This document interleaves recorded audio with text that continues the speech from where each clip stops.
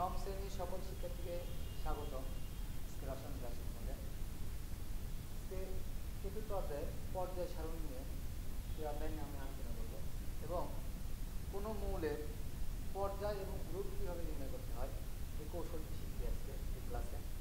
দেখো, কোনো মৌলের পর্যায় এবং গ্রুপ নির্ণয় করতে গেলে প্রথমে তাদের ইলেকট্রন বিন্যাস করা দরকার।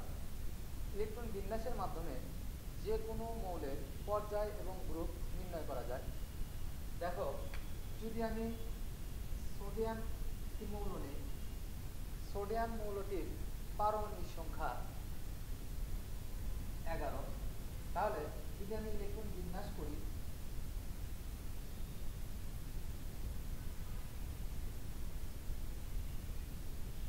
দেখো সোডিয়ামের ইলেকট্রন বিন্যাসটি হচ্ছে এইরকম। কোনো মৌলের সর্বশেষ যে শক্তি স্তর, সর্বশেষ শক্তি স্তর দ্বারা মৌলটির পর্যায় নির্ধারিত হয় এবং সর্বশেষ শক্তি স্তরে যখন আমরা মৌলটির গ্রুপ নির্ণয় করব তখন আমরা উপশক্তি স্তরের দিকে লক্ষ্য করব। তাহলে দেখো, সোডিয়াম মৌলের ইলেকট্রন বিন্যাসে সর্বশেষ কক্ষপথ অর্থাৎ এন এর মান, এখানে সর্বশেষ কক্ষপথের মান হচ্ছে 3।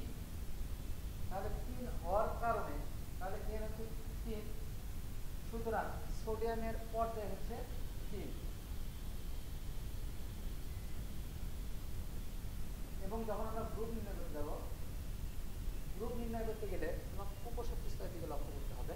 তাহলে দেখো, সর্বশেষ কক্ষপথে যদি শুধুমাত্র এস উপশক্তি স্তর থাকে এবং এক্স উপশক্তি স্তরে যে কয়টি ইলেকট্রন থাকবে সেটা দ্বারা তার গ্রুপ বিবেচিত হবে, গ্রুপ নির্ধারিত হবে। তাহলে দেখো, এই ইলেকট্রন বিন্যাসের মধ্যে তাহলে শুধুমাত্র এস উপশক্তি স্তর আছে, অরবিটাল আছে। তাহলে এস উপশক্তি স্তরে কয়টি ইলেকট্রন আছে? একটি ইলেকট্রন আছে। সুতরাং এই মৌলের গ্রুপ হচ্ছে 1। তাহলে সোডিয়ামের ইলেকট্রন বিন্যাস যদি করার পর এর পর্যায় এবং গ্রুপ সহজে বের করা যায়, তাহলে গ্রুপ বের করার জন্য, আবার বলছি, গ্রুপ বের করার জন্য সর্বশেষ কক্ষপথ তোমাকে ধরে নিতে হবে। তাহলে সর্বশেষ কক্ষপথ 3, সেই জন্য এখানে সোডিয়ামের পর্যায় হচ্ছে 3 এবং এস উপশক্তি স্তর আছে। তাহলে এখানে একটি ইলেকট্রন আছে, এই জন্য এর গ্রুপ হচ্ছে 1। যদি তুমি পটাশিয়ামের ইলেকট্রন বিন্যাস করে দেখো,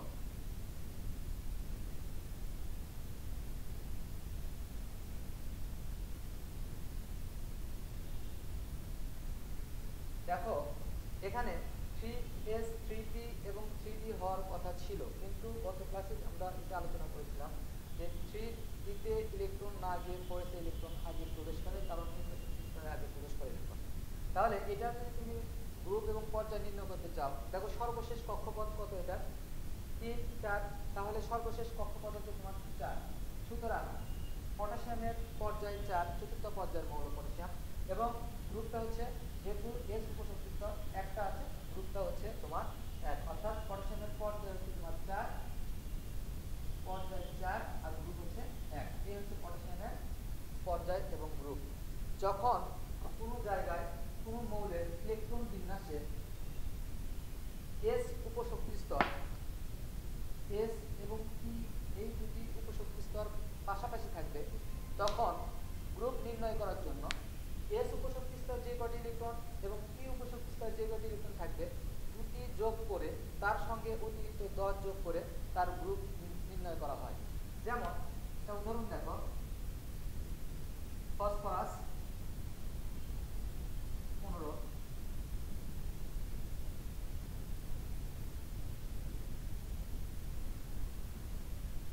দেখো 2, 4, 10, 12, 3। দেখো, তাহলে ফসফরাসের ইলেকট্রন বিন্যাসে আমরা পাচ্ছি কি 1:2, 2:2, 2:6, 3:2, 3:3, 3, অর্থাৎ 15টি ইলেকট্রন। 2, 4, 10, 11, 12, 15টি ইলেকট্রন। এখন দেখো, বলেছিলাম যে এস এবং পি উপশক্তি স্তর যদি পাশাপাশি থাকে তাহলে সেখানে অতিরিক্ত আরো 10 যোগ করতে হবে। তাহলে আমরা তো পর্যায়ে আগে বের করা শিখছি যে সর্বশেষ কক্ষপথ, সর্বশেষ শক্তি স্তর যেটা, সেটাই তার পর্যায়। এখানে দেখো সর্বশেষ শক্তি স্তর হচ্ছে 3, অর্থাৎ পর্যায় হচ্ছে 3। এখন তুমি যখন গ্রুপ নির্ণয় করতে যাবা, গ্রুপ নির্ণয় করতে গেলে তোমার উপশক্তি স্তরের কথা চিন্তা করতে হবে, এস এবং পি। তাহলে এস পি পাশাপাশি বসলে তার সঙ্গে অতিরিক্ত 10 যোগ করতে হবে। তাই এ আছে কয়টি? দুইটি, তে আছে তিনটি, অতিরিক্ত আমি যোগ করবো, তাহলে কত হচ্ছে? 15। তাহলে এর গ্রুপ হচ্ছে 15। তাহলে ফসফরাস মৌলটি পর্যায় সারণীর তৃতীয় পর্যায়ে 15 নম্বর গ্রুপে অবস্থান করে। আশা করছি বুঝতে পেরেছো তোমরা। এবং এরপরে দেখো, যদি কোনো জায়গায় এস এবং পি উপশক্তি স্তর পাশাপাশি থাকে, এস এবং পি উপশক্তি স্তর, তাহলে এস উপশক্তি স্তরে যে কয়টি ইলেকট্রন এবং বি উপশক্তি স্তরে যে কয়টি ইলেকট্রন থাকে তাকে যোগ করে যেটা পাওয়া যাবে সেটাই তার গ্রুপ নির্ধারিত হয়।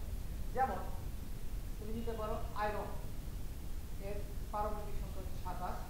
আয়রনের যদি ইলেকট্রন বিন্যাস করো তাহলে দেখো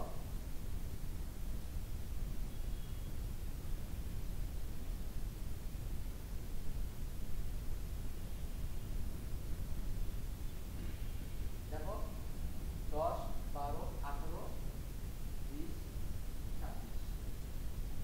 এ হচ্ছে আয়রনের ইলেকট্রন বিন্যাস। তাহলে দেখো বলেছিলাম এস এবং ডি উপশক্তি স্তর যদি পাশাপাশি থাকে, এস এবং ডি উপশক্তি স্তর যদি পাশাপাশি থাকে, তাহলে তার উপরে যে কয়টি ইলেকট্রন থাকে সেই ইলেকট্রন যদি যোগফল হচ্ছে তোমার ওই মৌলের গ্রুপ নির্ধারিত হয়। আর সর্বশেষ শক্তি স্তর দ্বারা তার পর্যায় নির্ধারিত হয়। তাহলে এখানে এই ইলেকট্রন বিন্যাসের মধ্যে সর্বশেষ শক্তি স্তর কিন্তু 4, যদিও 3টা পরে আছে, কিন্তু এখানে 4টা তার সর্বশেষ কক্ষপথ। তাহলে পর্যায় হচ্ছে তার 4 নাম্বার পর্যায়ের মৌল, পর্যায় চতুর্থ 4 নাম্বার পর্যায়ের মৌল।